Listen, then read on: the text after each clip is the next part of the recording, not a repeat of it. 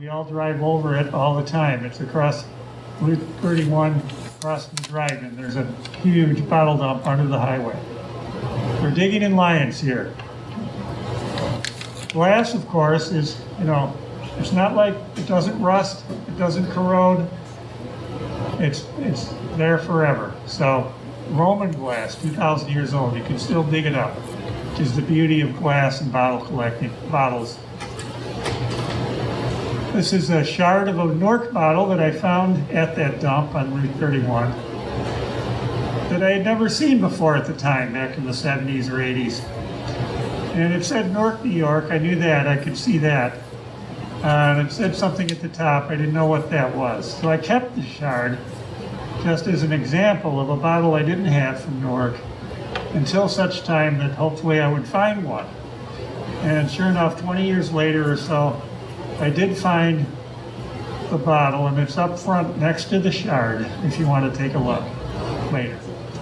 It said B&U, which stood for Bernard and Unger. You all know this house. It's certainly looking a lot better than it did back in 1996 when I took the photo. But this was the site of Mrs. Bristol's boarding house. Mrs. Bristol had 6 children. Well, excuse me, I'm off track here. The Grind-On Coffee place was where Dr. E.P. Thatcher had his doctor's office. And this is a medicine bottle that he produced. It's hard to read, but it says the Thatcher Gold Cure Company, Newark, New York. A tiny little bottle. Kind of scarce. I've only seen a few. For years I thought it said, the embossing was so small, I thought it said Dr. Thatcher Cold Cure Company, which made sense to me.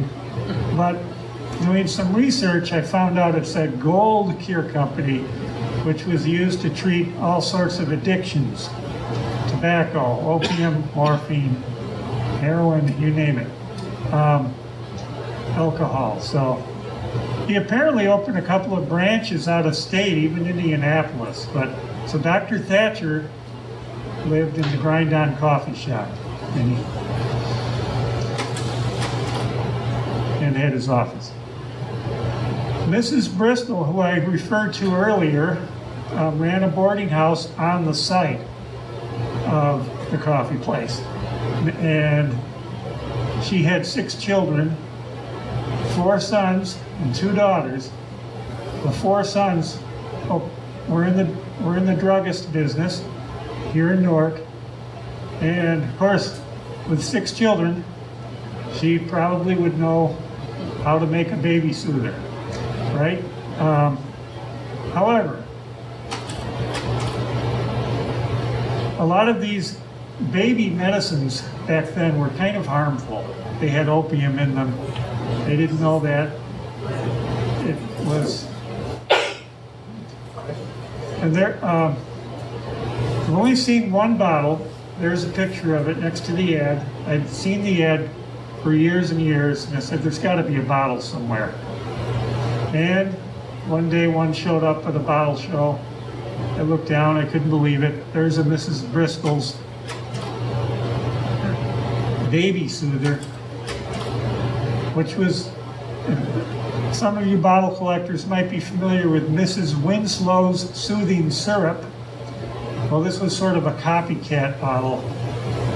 Mrs. Winslow, Mrs. Bristol, baby soother, soothing syrup. And that was common back then.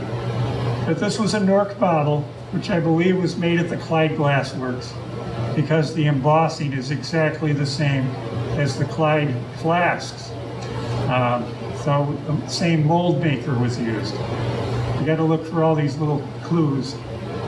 So if you see a Mrs. Winslow's baby soother, don't pass it up. It's from Newark. It's a rare bottle. Here's an early ad for the Bristol Drugstore. A little bit hard to read. They were located on what they called Palmyra Street and now it's Route 31 or West Union. And they were next to the post office, which used to be on West Union. Good location probably for a drugstore. And I like this ad, I just thought I'd throw it in there. Another great war in progress. And they talk about this burning fluid, which was an improvement over whatever they were using before. $1 a gallon.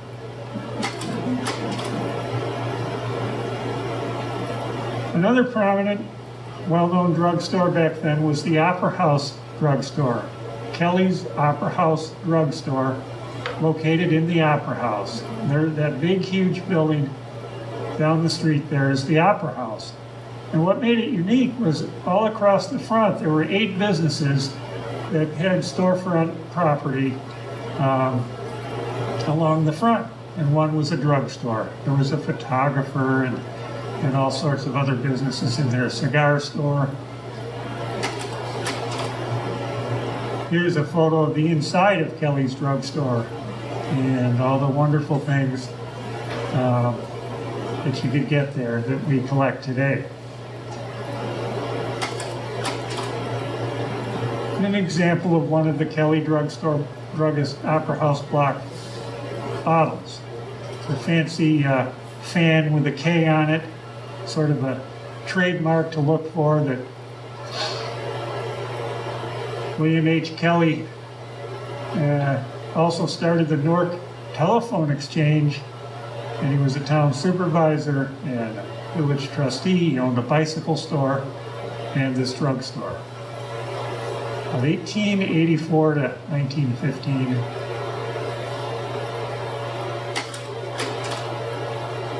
Here's a product that they sold at W.H. Kelly's drugstore.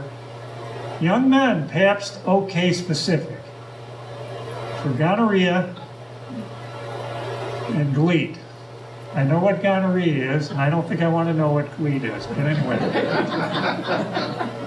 But it was this kind of thing that got all these patent medicine people in trouble because they said their products cured when it didn't really cure at all, probably in most cases. So the Pure Food and Drug Act in 1906 or 4 came along, and you couldn't say cure anymore. You can see they even have cures underlined in this ad. $3 a bottle. Wow. How much is that today? There's another drugstore on Main Street called M.W. Palmer. This is a drawing of the illuminated mortar and pestle sign that was out in front that had all different colored lenses in it. So it must have looked beautiful at night. And here's an example of a Murray W. Palmer Ruggest bottle from Newark. These are quite scarce. There's several different variations.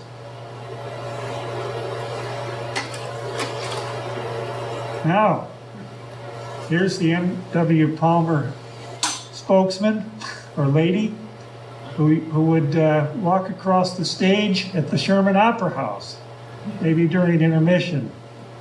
And it's probably hard to see all the little the things on her dress, but she's wearing all kinds of things that they sold in the drugstore. Down at the bottom of her skirt are all like little tiny medicine bottles hanging. There's a toothbrush, and on her hat, her hat has cigars on it. So it was great, yeah. And the banner she has there, it has the illuminated mortar and pestle, and very neat. Over in what used to be called Arcadia, East Newark, the business block, which is still there, thankfully, there was another drugstore. There it is. Of course, way back when T.F. Horton was there, there were glass windows down below.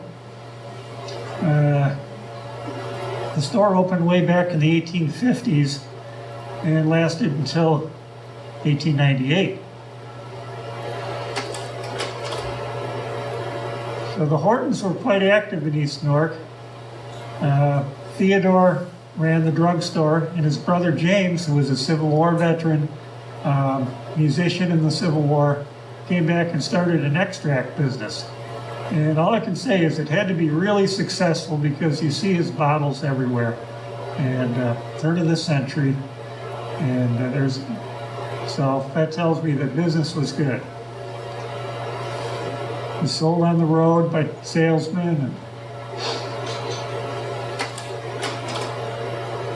here's a Horton's sewing machine oil with a really fancy label.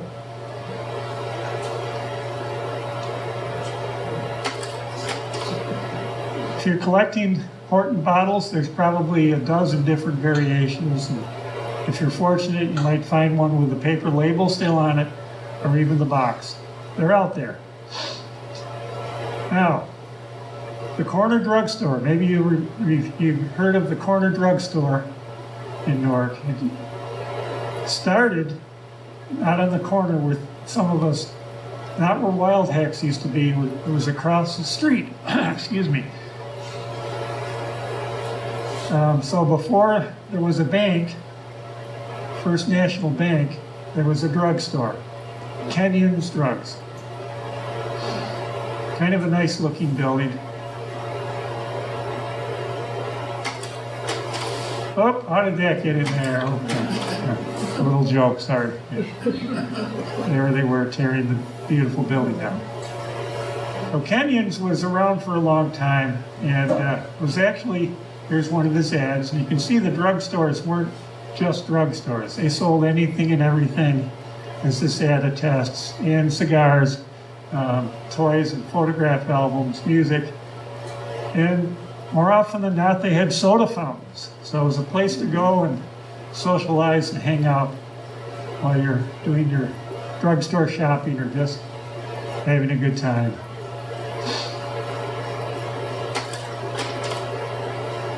And here's an example of one of the Kenyan bottles, Moses and Kenyan. I love the old names. These bottles usually came in more than one size, from very small to kind of large, so you could buy any size you like. Oh, here's an example of, these are just some of the sizes of the Kenyan bottles. They're all turn of the century, hand-tooled lips, no machine-made bottles. There's a square one on the left, and then the rest are kind of an oval. Chris? Yes. Could you explain what you just said about how they made were they blown? Like, bottles? Yeah, okay. Bottles were blown into a mold. Okay. You know where the lip of the bottle is, that's where they would blow the glass into the mold. And they'd take it out and they'd hand tool the top separately. The two-step process. Like with a grinder? No, they had a lipping tool and they just... While it was hot, they would... At the top, yeah. Okay. And the two-piece mold, they take, you know... And the bottle machine, automatic bottle machine, it was invented, it ruined everything for bottle collectors. But anyway, in 1903, they could mass produce these instead of making them one at a time. So they lose their character and their impurities and bubbles and all the things we like in glass. Were most of them made in Clyde from these? Not really. If a bottle is made in Clyde, it'll say Clyde on it, so you know. But a lot of these were made at places like Whitehall Tatum and Philadelphia. I mean, there were 40 glass factories in New York State alone, and a lot of them down the eastern seaboard. So sometimes there's little markings on the bottom, initials, and you can figure out where it came from. So the Corner Drugstore that started in the opposite corner, eventually Kenyan moved it over to the other corner, where the theater is now, and the theater building drugstore. It's a drugstore again. So this became a drugstore for many years, closing at the time of urban renewal, called the Busy Corner Drugstore, and it had several owners. through the years. This is when a guy named Hanks owned it. Few bottles, but I thought the photo was interesting. There's the building on the corner.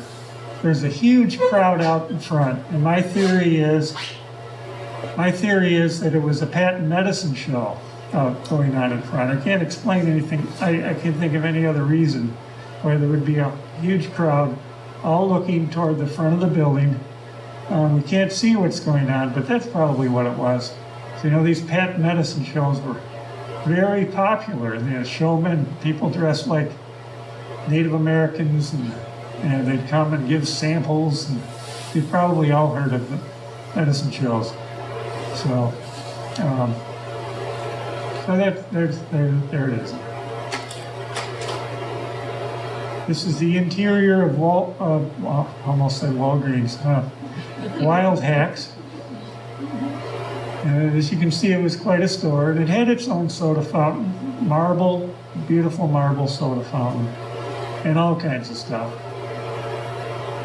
Interestingly, Henry J. Wildhack, the owner, his great-grandson, I think, is now the athletic director at Syracuse University.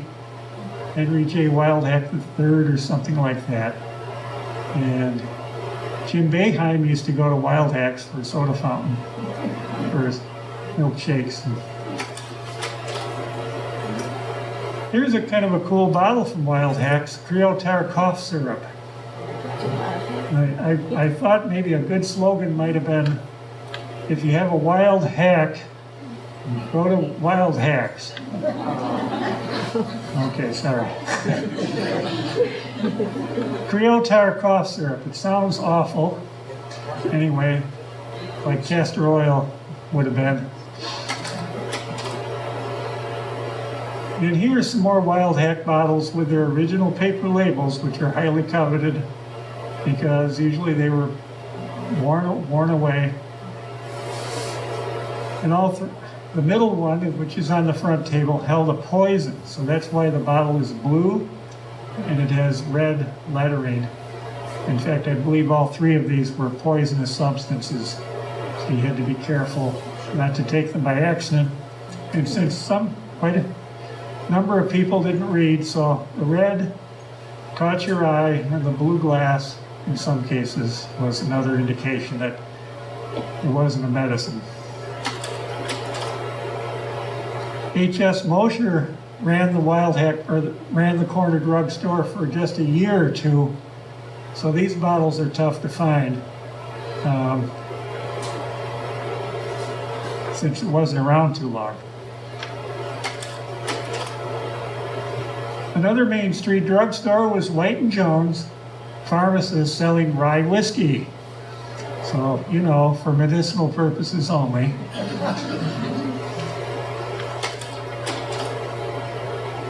And boy, did these guys advertise. They put their posters and what they call broadsides everywhere. No sign ordinances back then, I guess. This little woodshed or whatever it is has a Leighton Jones poster on it. Wouldn't we like to go around and collect these? But so you can see there's at least 3 or 4 posters on this little old woodshed. And there's, after Leighton Jones, it became L.E. Jones, who took the business over.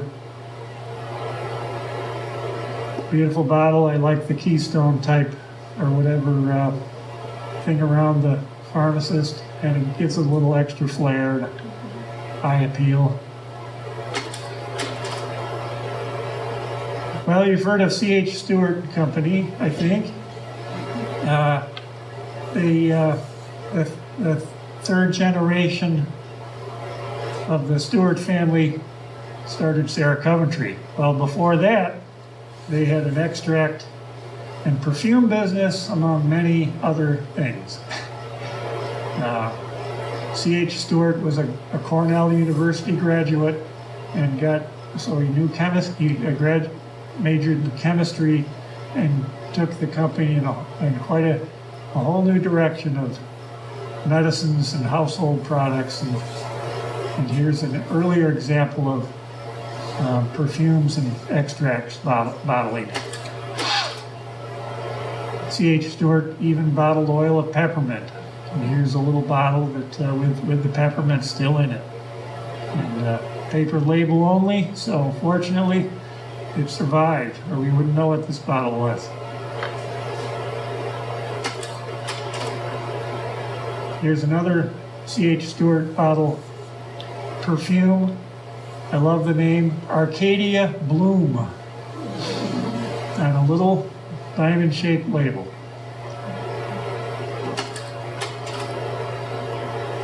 Then we had another Stewart product called Christie's Magnetic Oil. And I just want to run through what it cured for you because it's just amazing, just amazing. So this magnetic oil, which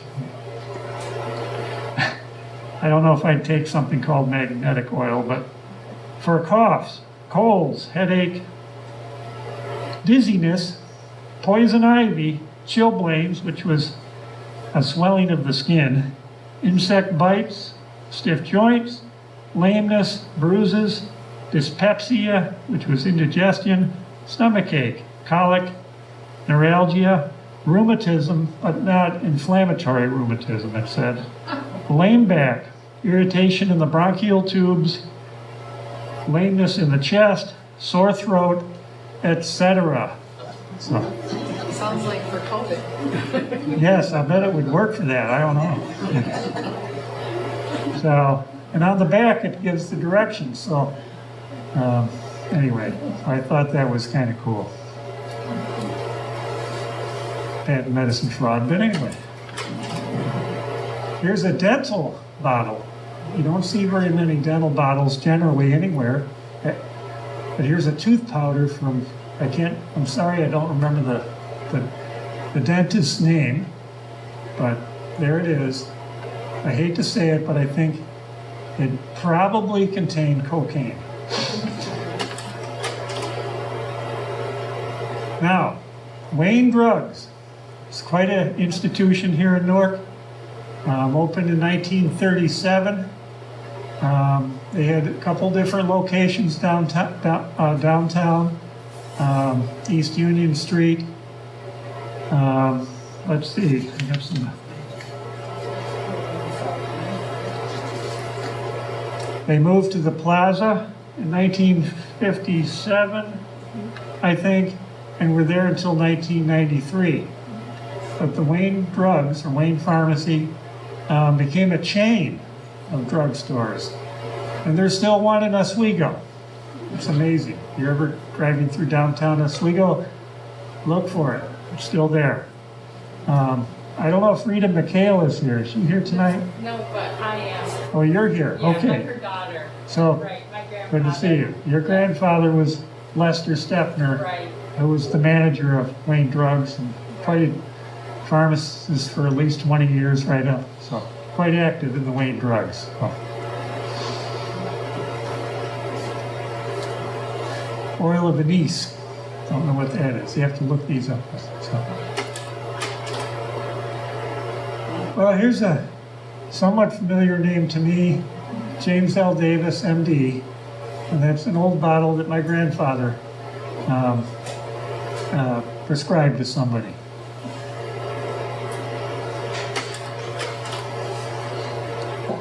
Well, we're moving out of Newark a little bit here to Wolcott, and here's a rather fantastic bottle from Wolcott, New York, up in the northeast part of Wayne County, called the Rheumatic Syrup, 1882. They put the date when it was founded on there, and there's a tree in the middle. And on the back it says Wolcott, New York. The company started in Wolcott and eventually moved to Rochester, where it became much bigger.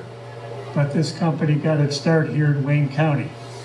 I find the tree trademark quite interesting. It's hard to see it, but it's full of apples. So, isn't that cool? Another really good bottle from Wolcott is the Moore and Campbell Drugstore bottle in this beautiful teal color or emerald green. And there are two different green colored drugstore bottles from Moore and Campbell to look for.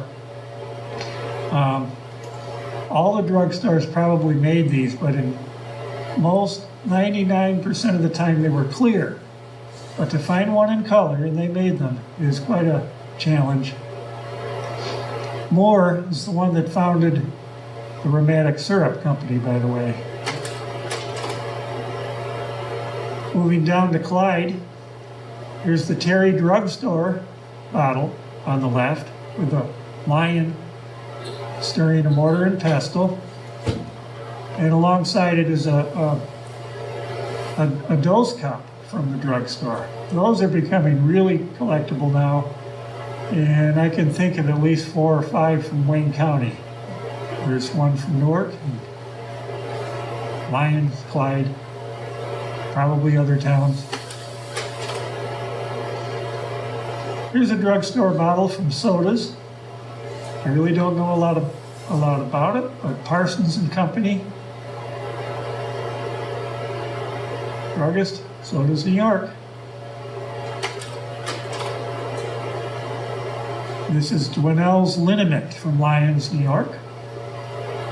Complete with the original label, which I wish I could read to you because it's even better than the other one.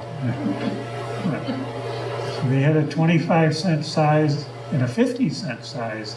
So,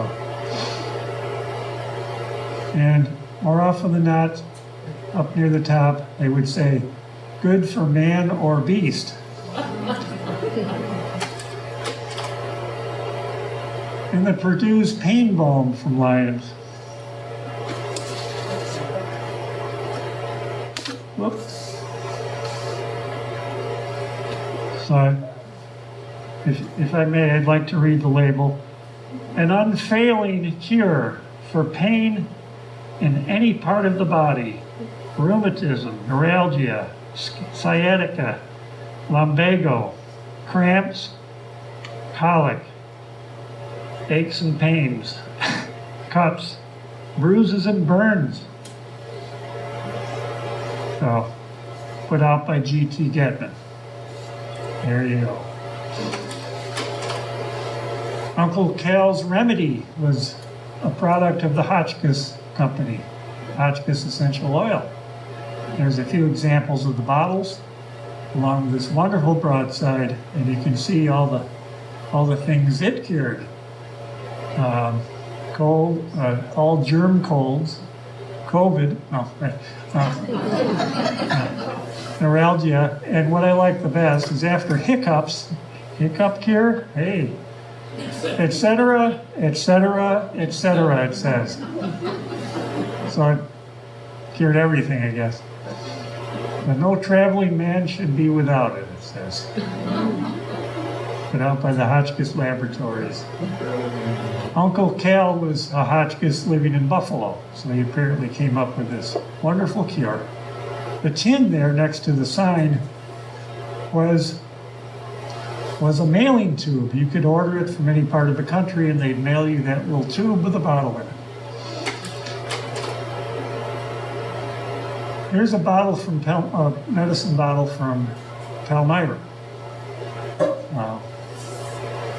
This is a Davis bottle. And sure enough, one of the buildings in Palmyra, if you look way up high, it says the Davis Block. And that's where the drugstore was.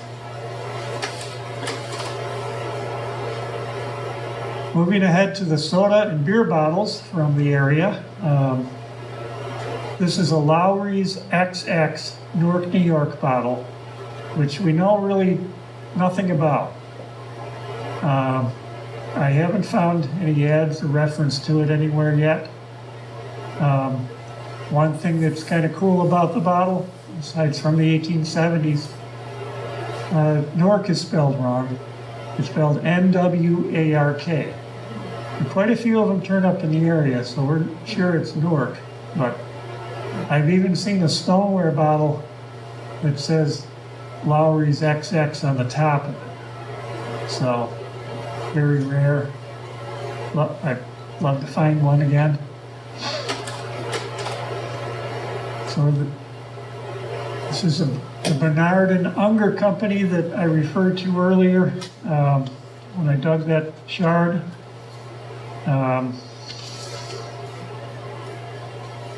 Fred Unger was a canal boatman and a carriage maker. Walter Unger was a yard master on the West Shore Railroad. And they even owned a cigar box factory in Newark.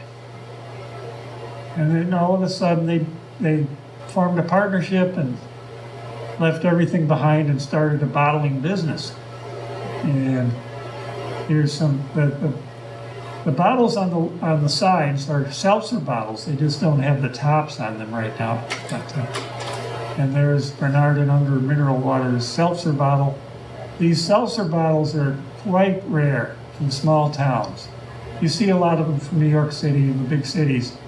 But to find one from any town in Wayne County or many of the other counties is not an easy find.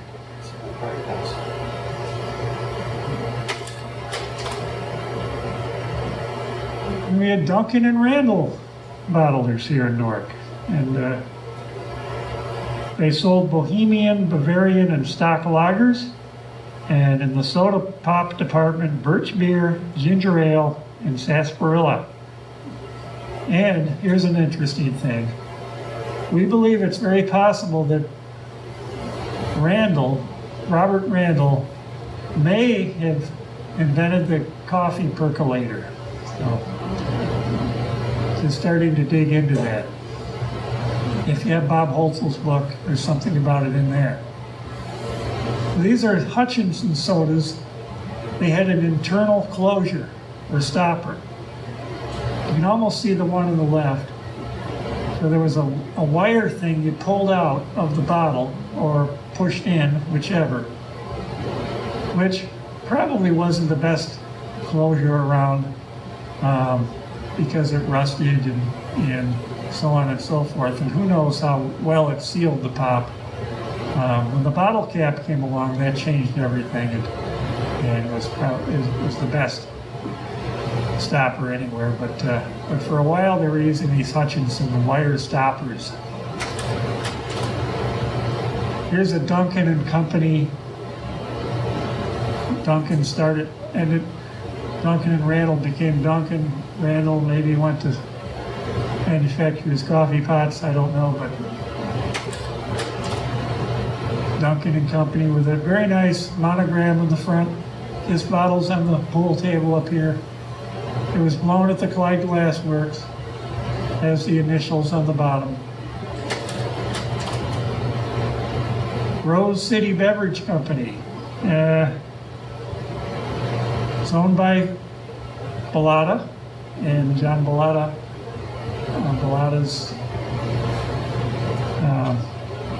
bought the company in the late 20s, and you see a lot of these. There are a lot of different variations of the Rose City Pop Company.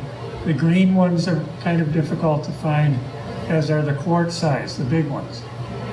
But what a great logo. This was an applied ceramic label, or sometimes you hear them called painted sodas. Extremely collectible, especially from the small towns like Newark, Lyons, Palmyra, and so on, where they weren't widely distributed. Was that a refillable bottle, Chris? Oh yeah, good question. They had an excellent system of recycling back then. You know, like today, you take it back and get 5 cents or something for it. So they refilled and reused these often, like milk bottles, and made sense, kept the prices down. And you know why we're called the Rose City, of course. The Rose Gardens, and the Rose City Drive-In. I miss that sign out there. We had Albertus Flagler, who was from Sodas Point and moved to Lyons when he bought the Forge and Bottling Company. And There's the amber bottle on the left is Lyons. And he also had a bottling business in Newark. So the one on the right is from Newark. He actually sold, it's kind of confusing, but Flagler sold his Lyons business to a guy named Walsh, moved to Newark. Flagler bought out the Dunlap company, and the rest is history. So, one thing I should point out that usually the darker colored bottles are beers because alcohol would turn in the sunlight. That's why you see a lot of darker colors on liquor bottles, beer bottles usually. The one on the pop bottles are usually a lighter color.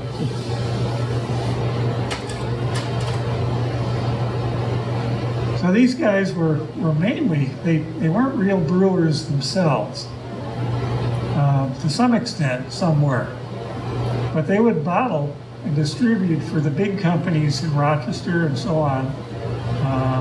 Here you can see that you can get Genesee Brewing Company's Lebo Schoner beer from Harry Miller, H.G. Miller in Newark, and Ed Walsh in Lyons. So they had a contract to bottle. They'd bring barrels in and they'd bottle them and sell them, and probably did all right doing that. And here's an actual Lebo Schoner beer bottle. A little known Genesee Brewing Company product, put up, sold right here in Wayne County.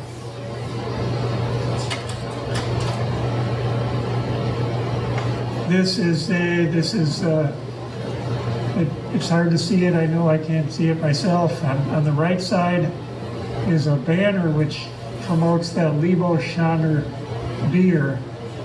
And this was during the 1910 Firemen's Convention in Newark. They're all decorated for the occasion. And of course they were promoting this beer. And this is, I believe, the Cottage Hotel. Lyons had the R.F. Fortune Company. Robert Fortune probably started, I should know more about this, but 1870s through the turn of the century. They were located on Route 31, which is technically known as Fortune Street in Lyons. Quite successful. There's a seltzer bottle, there's all types of soda bottles out there. And you can see something on the inside of the bottle. Yes, there it is. That's called the Matthews Gravitating Stopper. There's another thing that you push down into the bottle and then drank it or poured from it. So kind of, probably not the best invention in the world. First of all, the glass could break. That's a glass stopper, or it could chip. But, it was popular for a while. Here on the right is a William House Lyons New York bottle blown at Clyde glass with its stopper intact. And I want to thank Carol Bailey for bringing one in tonight. It's on the pool table. Hers is quite fantastic because it has an eagle on the back. It's one of the finer bottles from Wayne County, put out by William House. And William House, here's a couple of the bottles. He had a saloon and a bottling plant on William Street, I believe, right? Yeah. Yes, it was. The building is still there. It's still there. I'm glad you can say that, because, the building is still there. It's across from Newberry somewhat. Yes. And, yep. It's the first building north of the alleyway that goes to the courthouse. That's right, yep. So, there again, a huge variety of bottles to collect. Some of them, the earlier ones, such as these, are from probably the very beginnings of the company in the 1870s or so, come in some wild colors. You have amber on the right, which is more commonly encountered, but on the left is an olive green, kind of a yellowy green color, which is quite makes all the difference in the value and the desirability. Since you have those pictures up, what would you say the value of those bottles were for collectors? Well, these, I think the one on the left I recently saw for $400, and that's probably a good deal. And they're mainly because it's not just us that are collecting them. There are people that collect what they call colored beers, off colors, not amber, all these different shades of blue, green, yellow. The one on the right would still be $100, but typically they're less than, oh,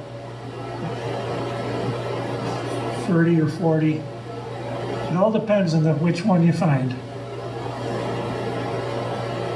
On the right is a William House bottle, Lyons, New York. On the left, H.G. Miller bottle, Newark, New York. It shows how the glass factory can change what they call a slug plate and not have to make a whole new bottle for a customer. They could just change that plate, that round circular plate, and make it for anybody. H.G. Miller ran the Miller House in Newark. They were a distributor for Bartholomew Beer in Rochester. They were located on Willow Avenue, which is North Main Street. And when they built the Erie Canal, they had to tear it down because the new canal went right through town, and they had to tear down a lot of things.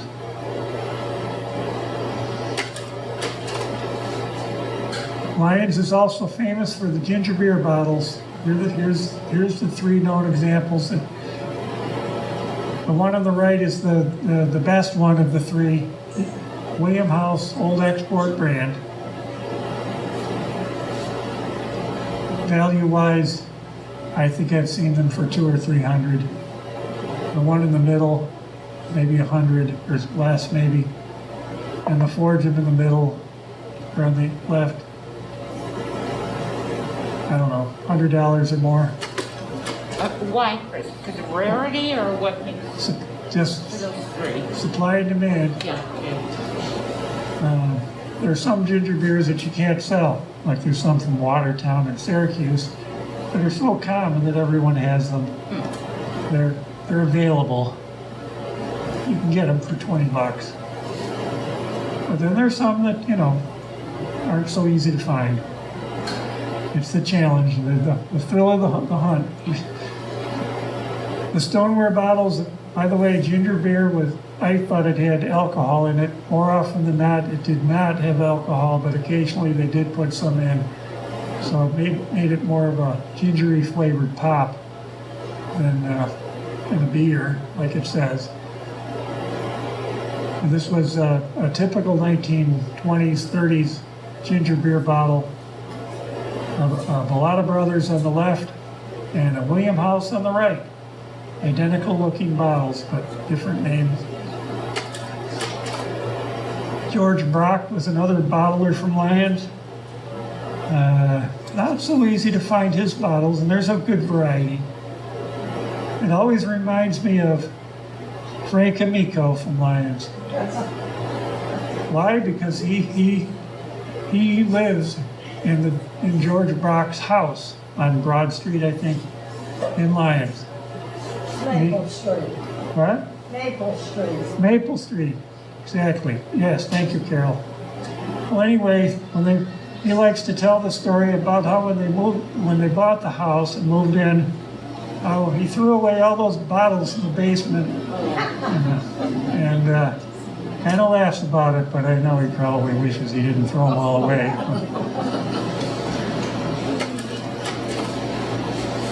Over in Palmyra is one of those rare seltzer bottles from Jacob Hartman. You don't see very many. If you ever see one, pick it up. And it has a very nice horse's head trademark on it.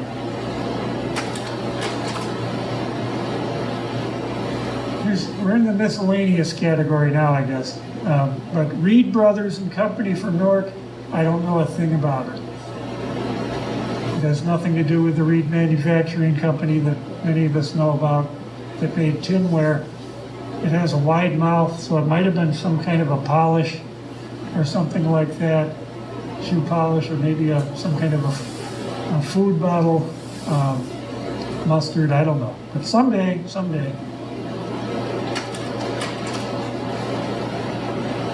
Here's a bottle that I think we'll find someday, but it was made by the Edgett Burnham Company, who did more canning in cans than glass, but they evidently made pickles and they had pickle containers and these tiny sifted peas in this glass jar. We only have an old photo of it. So, if you ever see one, make sure you let me know. This is a horseradish bottle by the Perfection Mincemeat Company. Do they still make mincemeat? Probably. But another story in itself. Perfection Canning Company, which was down on Hoffman Street in Newark. Beautiful red, white, and blue label. Fortunately, it survived. Or it would have been a rather nondescript bottle, to say the least. Clear, no color, but the label is everything. We find an awful lot of demijohns in the area. These are large storage containers for anything and everything, bulk containers. And since we live near the peppermint capital of the world, a lot of farmers were storing peppermint oil in these large demijohns, including this Charles Fritz from Fairville. This demijohn still has the original tag on it. Oh yes, there it is. Somebody hand wrote the date, 1890. Usually the tags are long gone. The collectors today like to take the wicker off the bottles, and that makes good sense because there's some pretty good colors underneath. Peppermint oil bottles, they abound in this area. It's a fun category to collect. Here's 3 Hotchkiss bottles. Left wintergreen, spearmint, and peppermint. And they're all embossed in the bottom. They look so much like an ink bottle that people used to think they were inks that weren't familiar with the Hotchkiss Company. But they are not.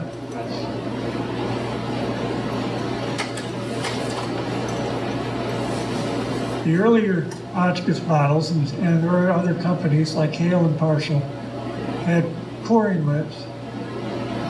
So that's kind of neat. About the turn of the century, they went to amber because cobalt blue was getting expensive. Not as pretty a color, but we even had a peppermint manufacturer in Newark, Pearson and Perkins, Newark, New York. They were bankers. They owned the bank that we saw being torn down earlier, and Perkins, you might recognize the name. Charles H. Perkins founded the Jackson and Perkins Company in 1872. So it would make sense that he was in peppermint oil. Pearson owned a lot of land on Pearson Avenue. Well, I just have a few more.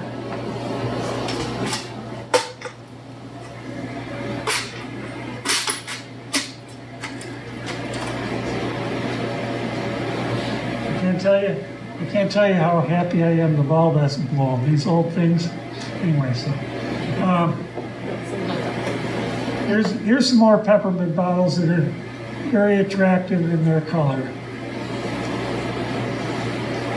They all have those pouring lips. They're all embossed on the bottom. So if there's any question about what they were, look on the bottom.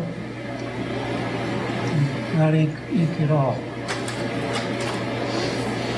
Some of the earlier peppermint bottles had different colors, and this could be a whole program. But they eventually evolved from amber and olive green to cobalt blue, which became their trademark. Gary asked about the Klein Glassworks. There's a photograph of the old Klein Glassworks in Clyde, which was in business for just about 100 years. It opened about the time the Erie Canal opened, and it went through the 1920s. It burned down 3 times. This is a great photo because it shows some of the workmen out in front. And the windows are all open for ventilation because it was very hot in there. But boy, were they prolific in their manufacture of bottles, flasks, window glass, insulators, and above all, probably fruit jars. Here's one of the early Klein Glass whiskey flasks, which tells you where it came from.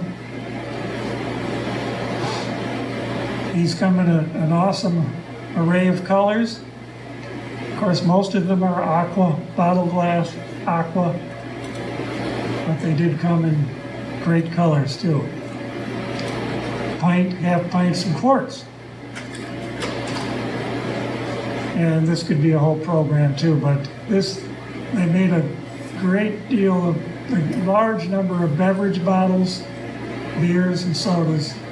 And they're marked on the bottom, Klein Glassworks, Clyde, New York. Had the advertising, Some have initials on the bottom, E, S, and H, Ely, Son, and Hoyt. Some have other initials, so it's good to learn what those are, because sometimes they don't say Clyde, but they have those initials of the owners on them. Fruit jars were amazing, hundreds and hundreds of thousands of fruit jars, I'm sure. These are the Clydes. Beautiful. The mold makers never get enough credit, but what a beautiful, embossing on this bottle. Our Clyde. They even made the fruit jar lids there, and there's the Klein Glassworks, Clyde, New York. Don't forget us.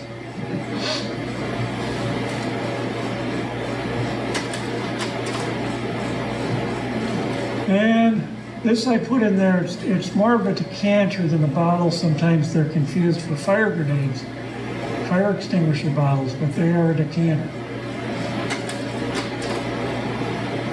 And probably the most famous and perhaps the most valuable bottle from Wayne County, or jar, is the cobalt blue bottle seen in this old photo. Made in Clyde, it says Mason Improved on one side, Clyde, New York on the back, and it's the only one known to exist. Back in the 1970s, when they sold the estate of Alphonse Nicoletta, who was an early bottle and glass collector, the fruit jar brought at the auction $3,100.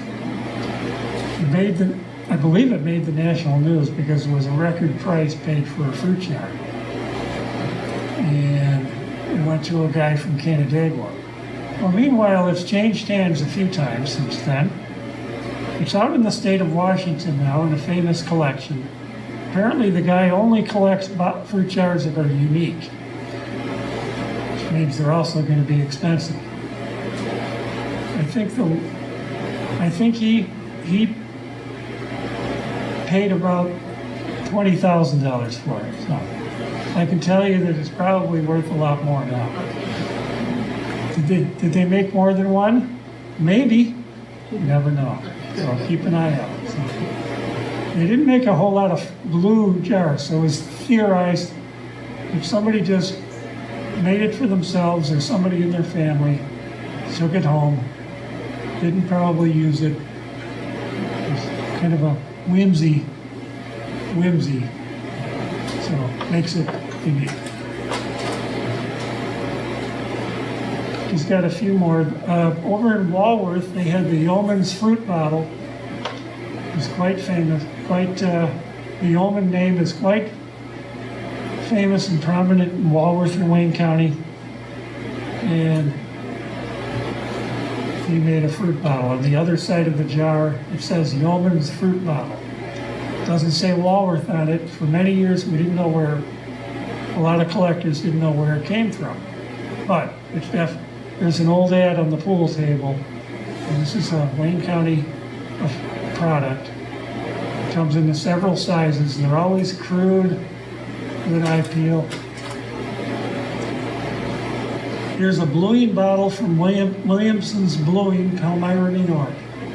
Bluing bottles are starting to become popular. There's quite a range of them from all over the country, but this little known company came from Palmyra, not Williamson.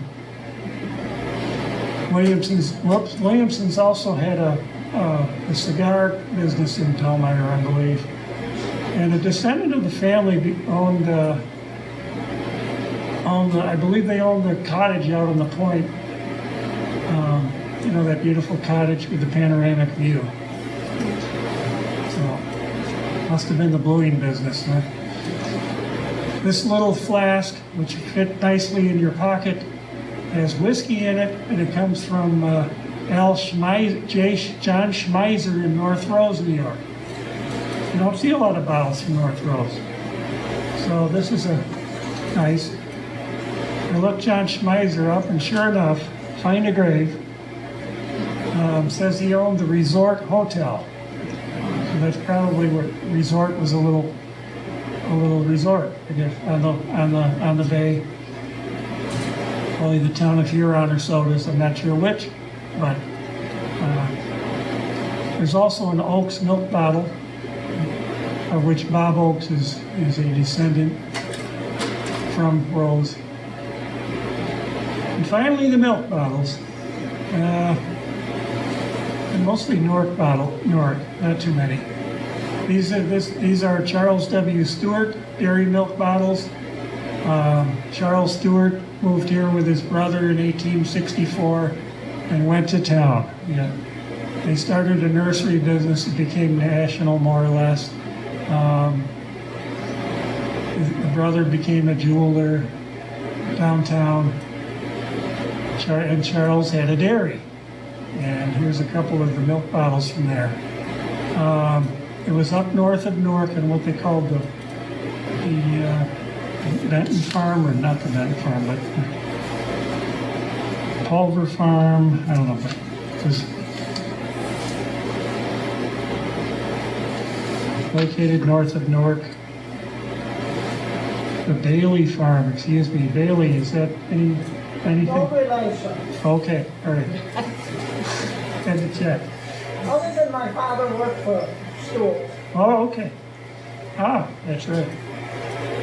Many people did. Unfortunately, they came to Newark and not someplace else, because Sarah Coventry, Emmons, all those companies were here. Later generations. The bottle on the left is really early. I think the dairy started in 1888. So the bottle on the left is a tin top. There's a tin bale top on it, like you see on fruit jars. So that makes it's quite early. So I would say that's one of the earlier bottles, probably, right, Eli? Okay.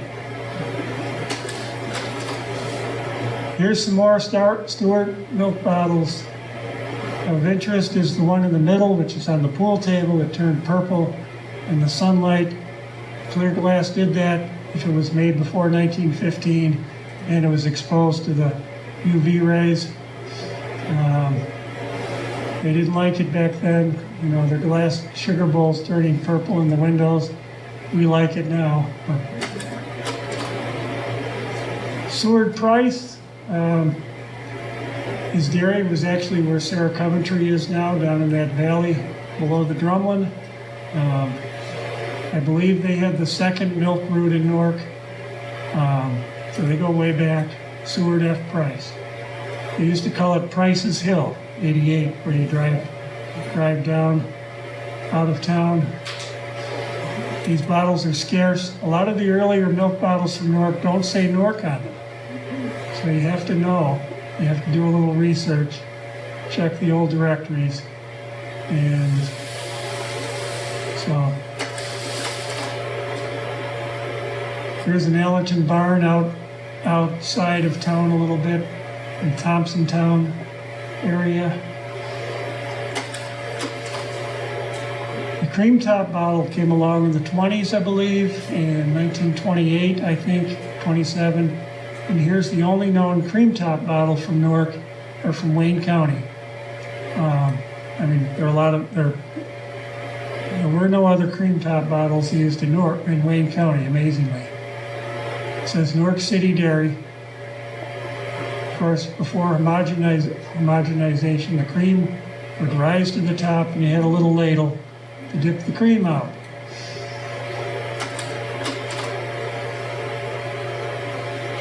Okay, J.R. Parks was on West Ave, I believe. Kind of behind where Crane's Dairy was. Standard Dairy. There's a lot of milk bottles from Wayne County and Newark, and fun to collect them. Just like the pop bottle, the Rose City, the dairies were getting into these applied ceramic labels. There's a Crane's Dairy with the crane on it. And I never thought these bottles, you might have heard that Rodden's Dairy and Margrove's was torn down. Their building was torn down this week, last week. And so there's, little did I know that a couple of the milk bottles would actually be making news because that's where they were located. I don't know what they're going to do with the property, but there's also a Sunset Dairy on the end, I think. They were square because they fit into cases easier. Here's a Rodden Dairy's ad from an old telephone book. An easy phone number to remember, 25. During World War II times, that's probably why it's in red, white, and blue. There you go. Well, thank you for indulging me and for your attention.